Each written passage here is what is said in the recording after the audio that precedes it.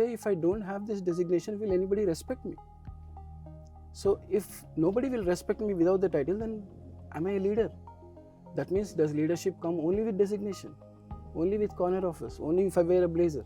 So when you are a CFO or a CXO or a founder, if you think only about the profits without the purpose, then that is adharma. AI will have all the answers, but who's going to ask the right question?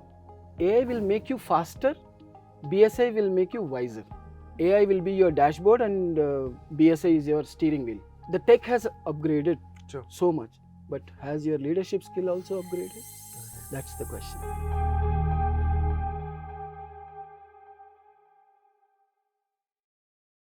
Hello and welcome to a very special episode of Crafting Bharat. Now, everybody is talking about AI and we are all aware that our lives are building and being shaped up dynamically by this new age tech. This is your host Aniket, and today we are stepping into a conversation that sits at the intersection of leadership, culture and a fast revolving AI era. Our guest, Venkata Ramana Murthy, is right here with us and he's reshaping how India thinks about leadership. He's the creator of Bharatiya Strategic Intelligence, a system that blends ancient Indian decision principles with modern business execution. He's also an author of an AI-driven leadership book, Adapt, Amplify, Accelerate. Now, this is becoming one of the biggest leadership compasses for India's path towards 2047. Now, Venkat, thank you so much for being here. I know you've traveled far and you've come to Delhi for this conversation. So, how are you doing and how was your flight? Thank you, Aniket. It's nice to be here. Flight was very good. Luckily, it's on time, before time. Good for us. Venkat, do you travel often for interviews and communications and conversations? Yes, most of the time for my coaching assignments, I travel a lot. Then I am also a photographer. Wildlife photographer, so I travel to a lot of different destinations across India. After this, I'm going to Panna Tiger Life Sanctuary for a wildlife ride. Oh, that's really nice. See, something more. That's brilliant. Now, we've got this question, like, what got you into this leadership role, right? What told you that, hey, listen, I need to move into this space where I can help people build? And what was that one thing that came into your mind while you were building one in the universe? So we have to go back to the younger days of my career, where I was just a small employee who took decisions without any designations. So got criticized, got fired. So that got me thinking that to be a leader and to take decision or to do some problem solving, you must have a designation. Okay, true. So as an 18-year-old guy, that's what I thought. And then I worked hard and I got a designation. Then I took a decision.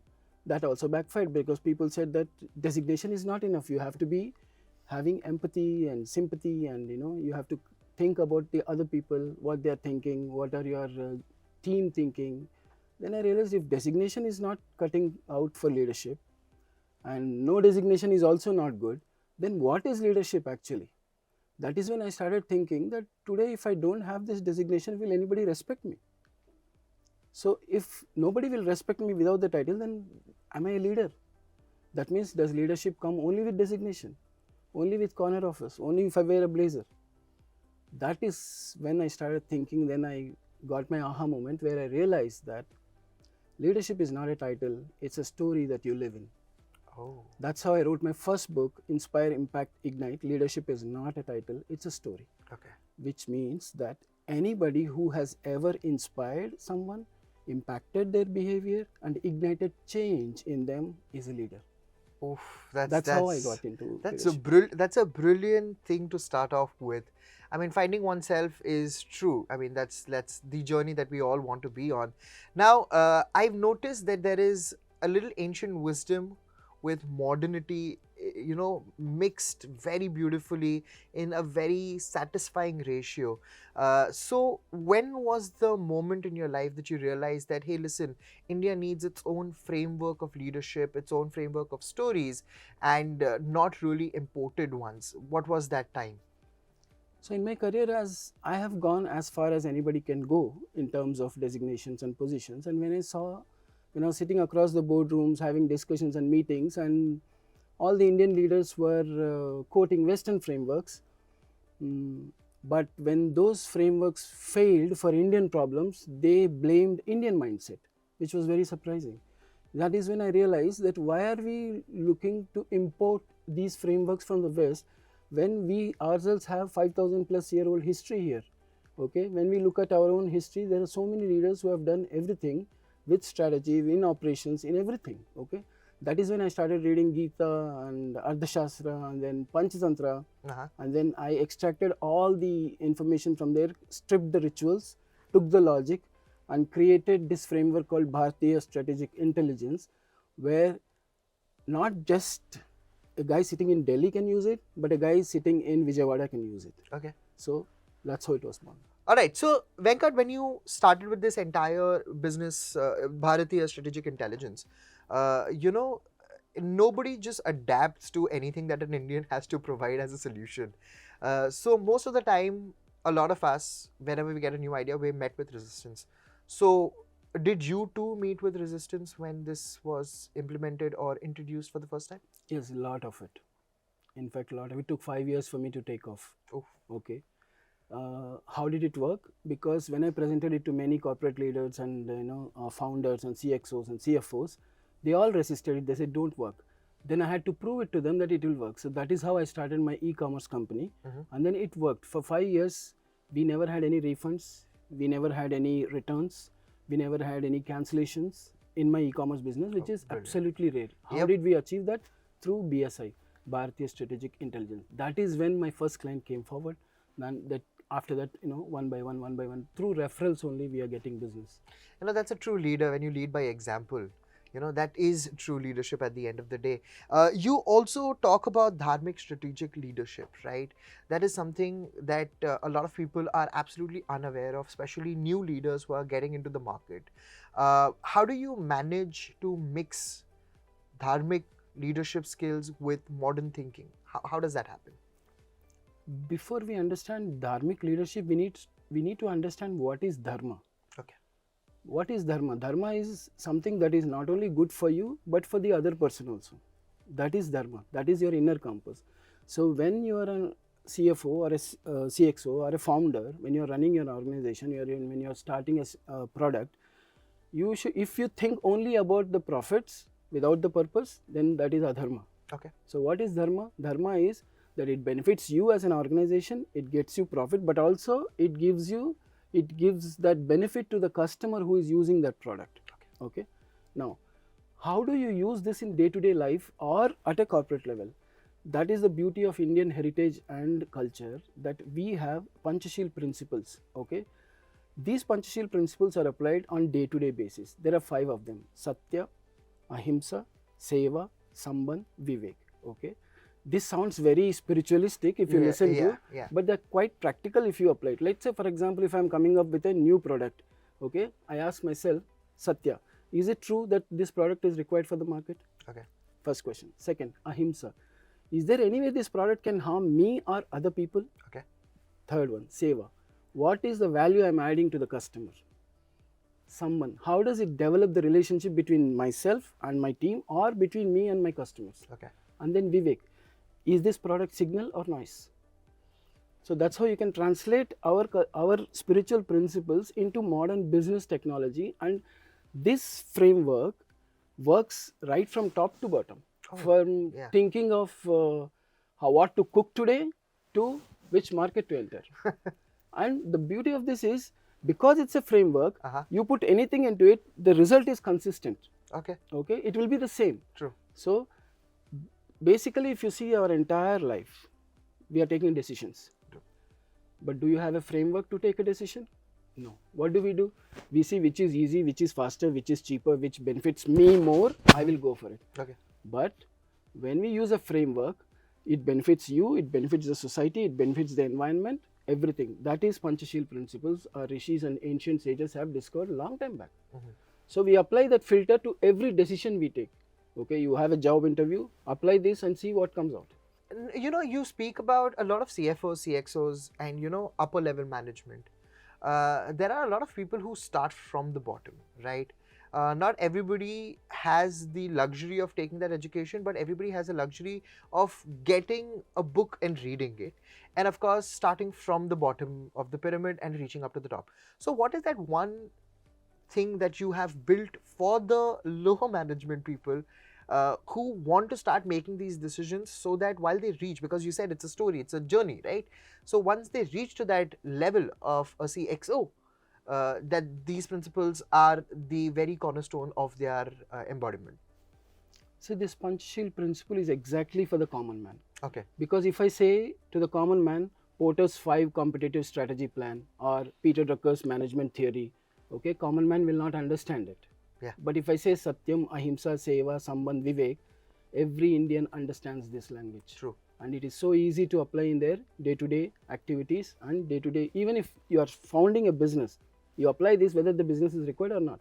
And then go through this filter of these 5 Panchashil principles, it gives you an easy decision. You are not second guessing it, because now you have a framework. You know exactly what you are doing, because you are not thinking, oh, am I right? Or should I change it? Should I ask for advice? No, not required. Apply these 5 Panchashil principles, see what comes out. That's brilliant. Now, let's talk a little bit about BSI, right? Now, BSI as a concept is really helping a lot of leaders to get through. But when our 5 elements that you mentioned previously were used in the ancient times, they were different, and in today's time it's different because of globalization, clearly, because of more exposure. So how does BSI help bridge, help leadership bridge the concept of ancient thinking and the current scenario, and help the leadership in getting from one side to the other? Before that, we have to understand the frameworks that I've been referring to. One is Panchashil principle. It's a decision filter. Sure. That is, whenever you have to take a decision, you use this filter or framework. What does BSI do? BSI helps you to create a strategy. Okay. Okay.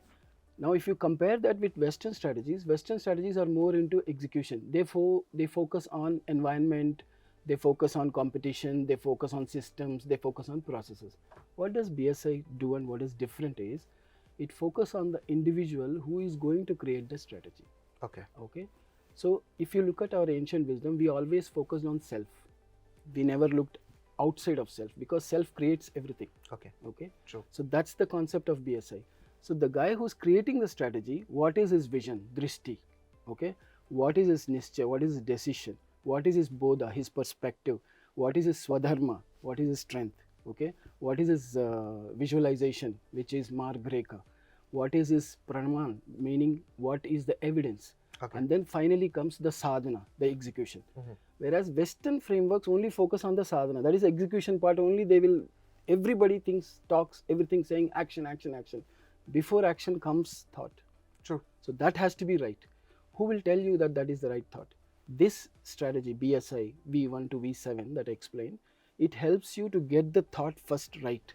Then execution can follow. Oh, brilliant.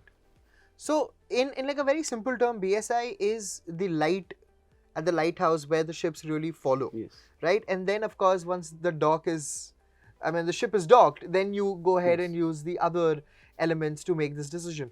That's a brilliant thought, because a lot of youngsters right now are moving into leadership spaces by being self-employed or being working for themselves. So that is a new boom that is happening, and another new boom that is happening is the AI boom. Now, these concepts that you shared with us, do you think an artificial intelligence can actually do this as well as what an actual human can do? What do you think about this? See, first of all, we have to understand what is AI. AI will have all the answers, but who's going to ask the right question? Okay. Okay. That is when your BSI will help you to ask the right question, then AI will give you the answer. So AI will make you faster, BSI will make you wiser. So together, like AI will be your dashboard and BSI is your steering wheel. Okay. Okay. So we have to go hand in hand. But if you entirely outsource your thinking to AI, then AI is going to make you a slave. And then because AI do not understand couple of things. It doesn't understand tension, it doesn't understand emotion, correct? So what happens, let's say for example, to increase your profitability, you have to fire 50 people. AI will give a strategy for that. True. Correct? But what Dharma will ask you, what Panchashila principle will ask you, what Satyam will ask you is this true? Is this required? Are you hurting someone? Okay, will it build relationship? Okay, is this signal or noise? So when AI gives you a strategy, you run it through your framework to see whether you should do it or not. AI cannot tell you whether you should do it or not. Okay. Earlier, if you see, leadership was all about, oh, sir has more information, madam has more data, so let's go to them for decision making. Okay. But right now, AI has that information. So all leaders who has more information, who survived as leaders, will be perished. Okay, that is one thing. The second thing is reactive leadership. Okay. They don't have deep understanding of management, but they react to everything and do firefighting, etc. Okay, those kind of leaders also will be perished because AI will do deep analysis and will give you in 5 seconds. Okay. Correct? So people or leaders like that will not exist. So who will exist? People who can ask the right questions, people who follow dharma, people who follow the Panchashil principles, where the understanding is deep. It is not wide, it is deep. Okay. So when you have an understanding so deep, which AI doesn't have because it's in Early stages. Early stages, correct? So AI will give you all the answers. To summarize, AI will give you all the answers, but you should know what questions to ask. That's such an important thing, right? Once you answer the right question, when you ask the right questions, you get the right answers. If you don't know what you're looking for, you'll never ever find it. So who will give you that right question? The BSI, the vision, the drishti. What is the purpose of it? What is the problem that will solve? It solves the problem of confusion and chaos. It gives you clarity. True. Because clarity will beat intelligence and skill any day. That is extremely true. You know, I've just moved into a leadership role right now, and I think I'm going to just pick up a copy of your book and definitely go through every page of it and make sure that I imbibe every ounce of knowledge that there is into myself so that I can be a better leader. Because this is important. This is very important, and this is something that I think I should have done long time ago. But then here we are, serendipitously meeting each other, and you're giving me a leadership lesson. Now, you spoke, like, while talking about leadership lesson, you also spoke about how your e-commerce site, you know, your business adapted this. Are there other real life scenarios where you've actually helped organizations and leaders in various positions pick up this concept and implement? If there are people who want to see this work in real life, could you name a few? Could you tell us a few stories? That would be great. I could give 2 examples. One is a call center, Okay. and the other one is a packing industry giant, Okay. who is #1 in their business. Mm. So they When have you say applied. packing industry, like packers and Like- movers, No, or just packaging? Packaging. Okay. Paper packaging, biodegradable Okay. packaging. Okay. Okay. So what they have followed is that they have implemented this on the floor. They have 1,000 employees. Okay. Okay. And within 3 weeks, everything changed. Everybody is smiling. Nah, that's nice. Everybody is celebrating. Everybody is congratulating each other, supporting each other. Now, because there is one question in Ahimsa, it says, is your action harming anybody? Mm-hmm. So that is filtering the office politics out. Because when you are going to say something to someone, we have told them you have to apply this Panchashil principle. Okay, in that the second question says, is it going to, what you are going to say is going to harm someone? Then don't say it. So that's how it is bringing change right from the executive level to the managing director. So both these companies are applying this on Yes, the floor yes. at this point of time. As we speak. As we speak. How do people approach you, right? Because this is, look, a lot of people, especially Indians, are very prone to not adapting to new things, right? So how does one approach you? How does one look out for Venkat and say that, hey, this is the man that has to be a part of my company? And, what is that first step that one takes to make sure that you become their leadership guru? Usually how they reach me is through my Instagram page and LinkedIn page. Okay. Okay. So generally we have a chat, we have an initial conversation, then we'll have a Zoom call. Okay. Then we won't even talk about coaching. Generally we talk about what he's doing in life, how is it going, what is the business, where is the business breaking, Okay, we just talk about business and roughly I give 2-3 ideas and suggestions to implement. They go back and implement. When it works and Uh-huh. it works like that without additional cost, they come back and say, why don't you teach this to everybody? So, you have to give them a little taste to get them the bigger. You got to give them a small pie, like a piece of pie, to give them the bigger cake, right? Uh, uh, how does the first few feedback sessions work with you? I just want to understand that if at all, if my company or any other company who's looking at this interview or this conversation with us or listening to us wants to approach you apart from Instagram and LinkedIn, how does the conversation generally go through? Do they fear? Do like I want to remove the skepticism out of them before they reach out to you? Usually they come with a lot of preconceived notions, Yeah. but the first 3-4 questions I ask to answer them, that is where they realize that this is not a regular call, this is not a regular guy, this is not our regular I know all coach. Okay, I basically go to their level and understand what they are doing and what they are not doing, how to approach. See, basically what happens is every founder or every CFO or a CXO, what they have is uh, they know they are somewhere missing something. They want to get that missing tile. What is that which is not complete? Okay. So my Panchashil statements, they put them in that zone and space. They suddenly realize, oh, I never thought of this. And I launched that strategy and without considering this fourth line, and that's how that thing failed. Okay. So they can relate to their past. Okay, and then they will further continue. Yes, tell me more, ask me more. Okay. Now I am ready. Okay. So I will tell them first, in the first instance itself, that the more honest you are, okay, the faster this thing will work for you. True. Okay, honesty means you're going deep into your business. Okay. Okay, instead of saying, my team did not perform, you should ask what I did not do for my team that they didn't perform. So what is our culture? Our culture comes back to self. It doesn't blame the environment, it doesn't blame the system, it doesn't blame your resources. You, who's running the business, Okay. when you get tuned up, everybody else will get tuned up. Okay. So there is no chance and opportunity for you to blame anything other than yourself, and you have to upgrade. Like for example, we were talking earlier about AI. See, the tech has upgraded True. so much, but has your leadership skill also upgraded? Okay. That's the question. That's a very fair question. I mean, I might not have an answer to this, but the universe might give you an answer to this. Now, I also want to ask you this: what kind of people should not approach you? People who don't want any progress, Okay. people who are enjoying their life in their comfort zone, Okay. people who are very complacent, people who don't respect our traditional culture. These are the kind of people who should not approach me, because then there will be a shock for them. I'll be a shock, culture shock for them. Okay, fair enough. So here we are. That's how we know that if you are any of those points that Venkat just said, do not approach Venkat. Change comes from within, Yes. 100%. Now, before we can wrap this up, I had this one question because, when we started, we introduced you because you're paving a path, you're creating an avenue for the year 2047, right? This is a vision that you have.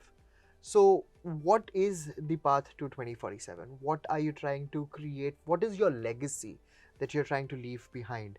And along with that, what kind of leaders India demands, Bharat demands? Because by 2047, there would be a different breed of CXOs and CFOs and CEOs.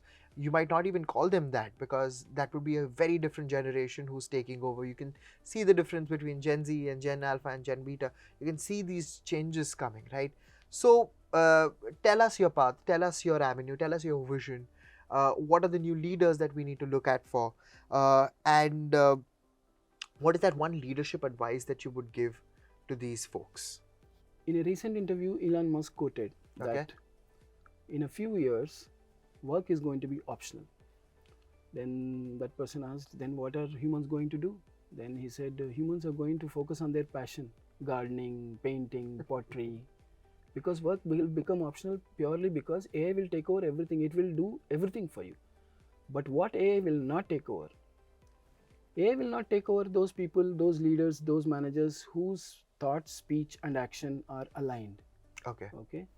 Now, Artificial intelligence is all about speed, but humans will give you direction. Okay. Okay. True.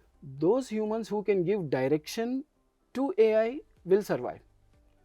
And people who are clueless, that means who do not have their dharma in place, okay, they will carry forward with AI, and then they will succumb to AI basically. Okay. Yeah. Because the AI will understand them, okay, this is what it is, okay, and then it will replicate their actions, thoughts, okay, patterns, because AI is very good in pattern recognition.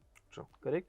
Whereas a person who can think, who can act, and who can say the same thing, you cannot capture the pattern. So AI will listen to that, because that person is going to guide AI what to do. So AI will deliver, Okay. but who's going to command?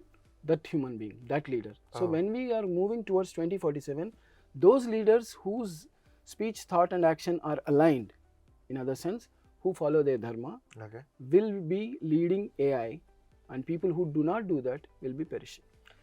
Oof, that's a very harsh statement to say, but that is the truth. One advice I would want you to give to the new leaders who might be coming up. I mean, of course, the old leaders are going to find it very difficult to adapt to the new age technology.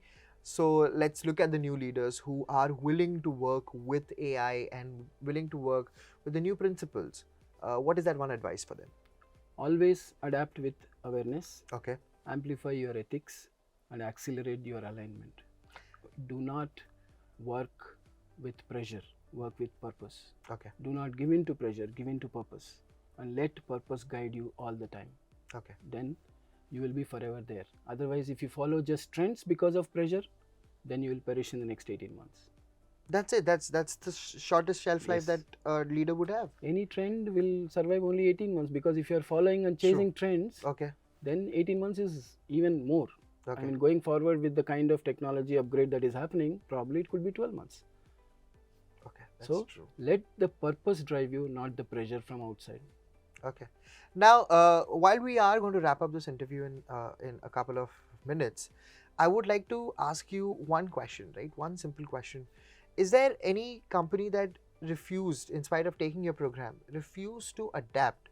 And is there a story that you would like to share with us that this is what happened to that company, because in spite of you giving them clear directions, right, telling them what BSI is, the elements, the program, and everything, they refused to adapt because they thought it's too alien, and they did not survive. Fortunately, it didn't happen like that. Oh, great. Okay. Yeah. And everybody saw value in that, because to tell the truth, people are just tired of Western frameworks. True. Because it is not understanding Indian human mentality. It is not understanding Jugaad. Western frameworks don't understand that. True. So we have to understand Indian mentality with respect to how they are, how their communities are evolved, the MSMEs, which is the DNA of India. Okay, if you go to them and talk about, a Western framework, they will not understand to implement in their factory. He is more worried about tomorrow, how will I get my wage? True. But when you speak to them in Indian language and explain to them, you do this, then this is all taken care. You don't have to think about it. Then that is when they get interested in. Okay. Correct. So as much, I am not saying Western frameworks are useless, but Western frameworks has its place. Okay. But what is the root? The root is Indian. So India will be the moral compass for West. Oh, that's really nice. A couple of things that you can actually take from the Western framework. What would those be? I think Simon Sinek's 5 Whys is a good framework for people who are interested in Western framework. That's a very good framework. Okay, cool. That's more than enough. Thank you so much, Venkat. This has been a very simple yet very deep conversation that really would help a lot of business owners, a lot of new leaders, a lot of aspiring leaders to get onto the right path. Again, people can reach out through Instagram and LinkedIn. But is there any other way that if someone does not have a LinkedIn or does not have an Instagram in today's day and time, is there any other way that they can reach out to you? Create an account? No, go to my website venkatmurthy.in. Okay, yeah, that's it. Now everybody has to go through the website. Yeah. Nothing more like it. We'll link everything in the comments down below, in the description down below, so that you can reach out. Thank you so much, Venkat. This has been a very fruitful conversation, a conversation that really helps me especially, and a lot of others who would be right there. I think this was brilliant. Thank you so much once again. Thank you very much. Thanks for having me here. It was a pleasure talking to you. Thank you. And that brings us to the end of this special episode of Crafting Bharat, powered by Newsreach and in association with HT Smartcast. We had Mr. Venkat with us and thanking him to share his very unique perspective on leadership that feels authentic and especially in India, and it is relevant to all of us. To everyone listening and watching, we'll be back soon with more conversations that are shaping how India leads, builds, and experiences the future. Until then, stay grounded, stay curious, and we'll be back soon.